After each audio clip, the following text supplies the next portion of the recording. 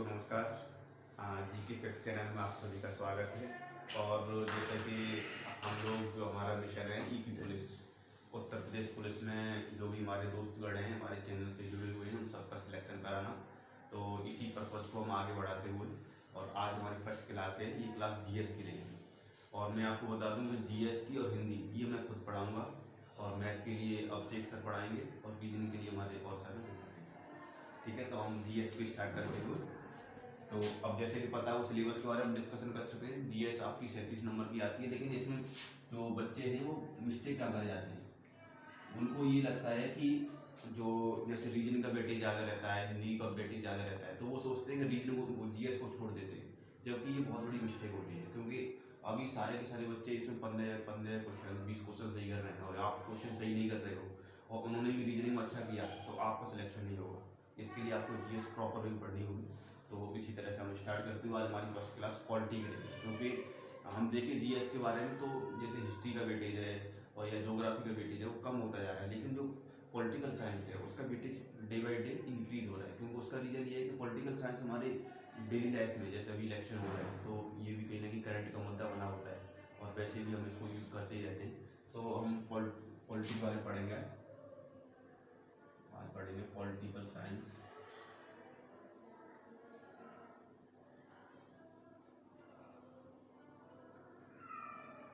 ठीक। तो दोस्तों हम स्टार्ट करते हैं पॉलिटिकल साइंस। तो हमारी जो भी हमारा पॉलिटिकल साइंस है उसकी स्टार्टिंग हमारे कॉन्स्टिट्यूशन से होती है। हमारे कॉन्स्टिट्यूशन का कैसे निर्माण हुआ, कॉन्स्टिट्यूशन में स्टार्टिंग में इसके स्टेप क्या थे, स्टार्टिंग की यात्रा कैसी थी, तो ये जो कौन कहाँ से पहली बैठक कब हुई, उसके बाद में इसके कौन अध्यक्ष थे, स्थायी अध्यक्ष, यहाँ से क्वेश्चन बहुत सारे बनते हैं। और ऐसे क्वेश्चन बनते हैं कि बच्चे अक्सर इनका मिस्टेक कर देते हैं, गलती कर देते हैं, क्योंकि इसमें मोस्टली कन्फ्यूजन ज़्यादा रहती है। तो हम वहाँ से स्टार्ट करते हैं। तो हमारे कॉन्स्टिट्यूशन को स्टार्ट करेंगे। हमारा कॉन्स्टिट्यूशन कैसे बना,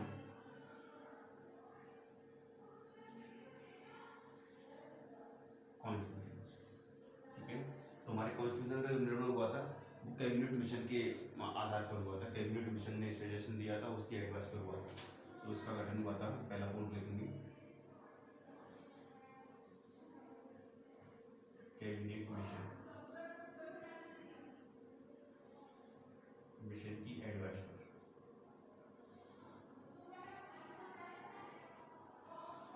पहला क्वेश्चन हमारा ये बनता है कि हमारा कॉन्स्टिट्यूशन का निर्माण हुआ था, इसकी सलाह किसने दी थी या फिर इसकी किसी ने बोला था हमारा कॉन्स्टिट्यूशन बनना चाहिए। कैबिनेट मिशन आया था जो 1926 में आया था, जो 1926 में आया था। फर्स्ट पॉइंट 1926 में कैबिनेट मिशन आया था। इसकी फर्स्ट बैठक हुई थी 9 दिसंबर 1946 को संविधान की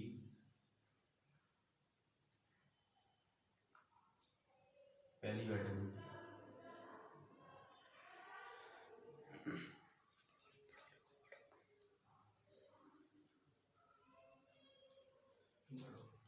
पहली बैठक हुई थी संविधान की 9 दिसंबर। लेकिन ये कन्फ्यूजन ये था कि हम किसको अपना अध्यक्ष सिलेक्टेड करें। तो वहाँ पर सबसे ज़्यादा एजेड थे वो थे हमारे सच्चिदानंद सिन्हा, वो उनकी एज सबसे ज़्यादा थी। तो ये बोला था जो हमारे और भी जो मेंबर्स ऑफ कॉन्स्टिट्यूशन असेंबली थे, उन्होंने बोला कि इनको ही हम अध्यक्ष अपना चुन लेते हैं अस्थायी तौर पर। तो डॉक्टर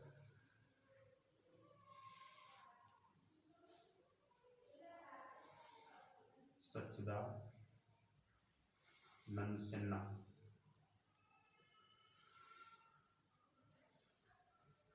को अस्थायी, भी ध्यान रखना ये क्वेश्चन बहुत ज़्यादा इंपॉर्टेंट है, यहाँ से क्वेश्चन बनता है। अस्थायी अध्यक्ष सिलेक्ट कर दिया गया था, अध्यक्ष चुना गया। तो यहाँ से क्वेश्चन अक्सर ही बनता रहता है कि हमारे जो अस्थायी अध्यक्ष कौन थे हमारे कॉन्स्टिट्यूशन असेंबली के, तो वो थे डॉक्टर सच्चिदानंद सिन्हा, क्योंकि ये सबसे ज़्यादा एज थी इनकी, इसलिए चुन लिया गया था।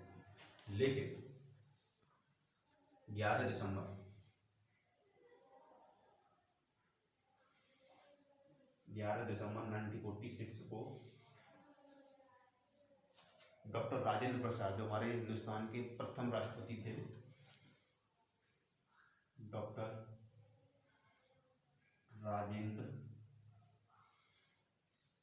प्रसाद को स्थायी, नाम को ध्यान रखना, स्थायी अध्यक्ष चुना गया। तो इसके अध्यक्ष कौन थे? डॉक्टर राजेंद्र प्रसाद को। ये 11 दिसंबर 1946 को ये डेट परमानेंटली कई बार कई एग्जाम में पूछी गई है, यहाँ तक कि पीसीएस के प्री एग्जाम में तक पूछी गई है। और अस्थायी अध्यक्ष हमारे थे डॉक्टर सच्चिदानंद सिन्हा थे। जो फर्स्ट जो असेंबली की बैठक हुई थी वो हुई थी 9 दिसंबर 1946 को, 9 दिसंबर 1946 को। और हमारा कॉन्स्टिट्यूशन असेंबली, जो कॉन्स्टिट्यूशन किसके थ्रू, किसकी एडवाइस सजेशन बना था, वो तो कैबिनेट मिशन पर 1946 में आया था। ये पॉइंट हम क्लियर रखेंगे। उसके बाद अगला पॉइंट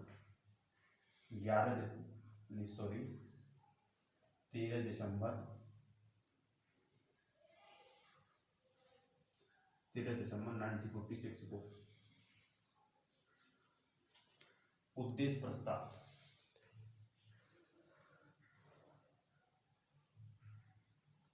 प्रस्ताव प्रस्तुत किया गया था।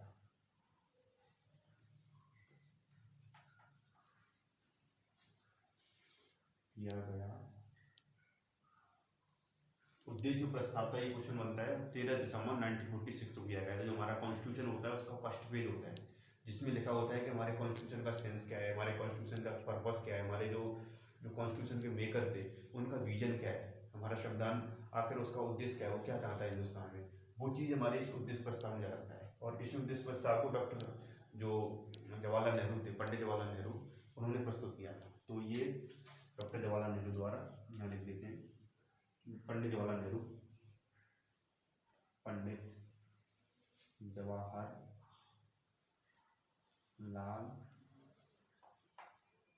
नेहरू ने प्रस्तुत किया था।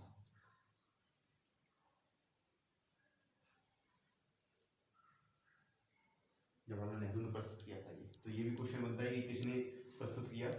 तो ये तो क्या थोड़ा ये कि स्टोरी क्वेश्चन बन गया, लेकिन 13 दिसंबर 1946 को उद्देश्य प्रस्ताव प्रस्तुत किया गया था। और फिर इसमें क्या क्या होगा वो हम बाद में डिस्कशन कर लेंगे, स्पेशली इसकी क्लास लेंगे उद्देश्य प्रस्ताव से, क्योंकि इसमें आईएएस तक के क्वेश्चन बनते हैं उद्देश्य प्रस्ताव से कि हमारे समाज में, हमारे हिंदुस्तान में कितने प्रकार के न्याय होते हैं, फ्रीडम हमको कितने प्रकार की है, क्षमता कितने प्रकार की है, उसमें बंधुत्व भाईचारा हिंदुस्तान में लिया, वो सारा का सारा इस पर हम डिस्कशन करेंगे, क्लास लेंगे इसकी, तब हम सारा कुछ देख लेंगे, क्योंकि इससे यूपीएससी के आईएएस से क्वेश्चन बन जाते हैं, जैसा अभी मैंने बताया।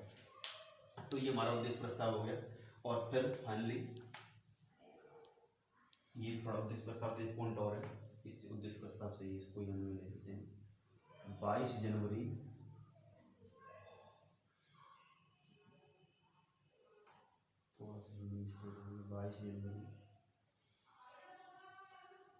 1947 को इसे स्वीकृति मिली, स्वीकृति प्राप्त हुई। ठीक है, 22 दिसंबर 1947 को हमारे उद्देश्य प्रस्ताव को स्वीकृति प्राप्त हुई। तो दोस्तों ये तो एक तरह से समरी है हमारी क्लासेस की। अभी कोई ये कि हम प्रॉपर वे में नहीं है, बट ये कि आगे से प्रॉपर वे में स्टार्ट होगी। हमारी नेक्स्ट क्लास रहेगी वो हम उद्देश्य प्रस्ताव को देखेंगे, क्योंकि कॉन्स्टिट्यूशन में देखा जाता है हर एग्जाम में उद्देश्य प्रस्ताव से कोई ना कोई एग्जाम में जरूर क्वेश्चन बनेगा, चाहे वो एग्जाम एसएससी का हो या आईएएस का हो, इसमें से क्वेश्चन जरूर बनता है। तो उद्देश्य प्रस्ताव को हम पोस्टमार्टम करेंगे, उसके बाद फिर हम कैबिनेट मिशन पर इसका पोस्टमार्टम करेंगे, और फिर हम आगे हम पढ़ते जाएंगे कि हमारी नागरिकता में कौन से कॉन्स्टिट्यूशन है, हमारा राष्ट्रपति कैसे इलेक्शन होता है, उसे कौन से कॉन्स्टिट्यूशन, हमारा पीएम हो गया, सीएम हो गया, और भी हमारे जो भी हमारे कॉन्स्टिट्यूशन में आता है, जो अभी अमेंडमेंट हुआ है, फिर उसके बाद हम संसद होगी, राष्ट्रसभा होगी, हम ये सब day by day step by step पढ़ेंगे। तो आज के लिए इतना ही। और ये जो हमारी एग्जाम स्पेशली वनडे एग्जाम के लिए, यहाँ तक कि प्री की भी गारंटी ले रहा हूँ, पॉलिटी पढ़ा रहा हूँ, यूपीएससी पीसीएस का फ्री क्वेश्चन इससे बाहर नहीं जा सकता। हम कोई चीज़ें नहीं छोड़ेंगे जिससे कोई हमको कन्फ्यूजन हो।